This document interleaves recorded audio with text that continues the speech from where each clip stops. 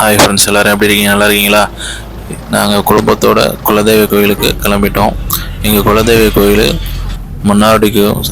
மன்னார்குடியிலேருந்து Okkur, Orathanadu side Okkur panchayat board அங்கே தான் இருக்குது. கோயில் கும்பாபிஷேகம் இப்போ நடந்துச்சு. மண்டபம் நல்லா பெருசாக இருக்கும். முன்னாடி எல்லோரும் ஃப்ரீயாக உட்காந்துக்கலாம்.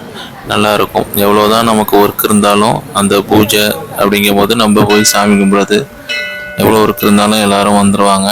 இது கும்பாபிஷேகம் முடிஞ்சு ஃபஸ்ட்டு பொது பூஜை. யார் யார் வர முடிஞ்சதோ அவங்க எல்லோரும் வந்திருந்தாங்க. ரொம்ப சிறப்பாக ஏற்பாடு பண்ணியிருந்தாங்க. இங்கே எப்படின்னா ஸ்பெஷல்னால் ரைஸில் பார்த்திங்கன்னா வெங்காயம், மஞ்சத்தூள், மிளகுத்தூள் போட்டு இடித்து போடுவோம். அதில் கறி, அவ்வளோதான். சாதம், இதுதான் உப்பு நீர் சாதம். இதுதான் கோயில் பிரசாதம். நல்லாயிருக்கும், அருமையாக. கோயிலை சுற்றி உள்ள இடங்கள் எல்லாம் ரொம்ப ஃப்ரீயாக எவ்வளோ நேரம் ஆனாலும் உட்காந்துக்கலாம். வெயில் தெரியாது. மண்டபம் அந்தமாரி பெரிய மண்டபமாக இருக்கும். கோயில் நல்ல பெரிய இடம் நிறையா இருக்கும். நல்லா பேஸ்னால் நிறைய பக்கத்தில் பசுமையாக இருக்கும். முனீஸ்வரர், பெரிய முனீஸ்வரர் பார்த்தாலும் கம்பீரமாக இருப்பார். காக்கும் தெய்வம். இது முன்னாடி இருந்த பல இடம். பக்கத்துலேயே பார்த்தீங்கன்னா ஃப்ரூட்டன்ஸ் செடினா நிறையா இருக்கும். குளம், பெரிய குளம், வெட்டி குளம்னு பேர். மிகப்பெரிய குளம்.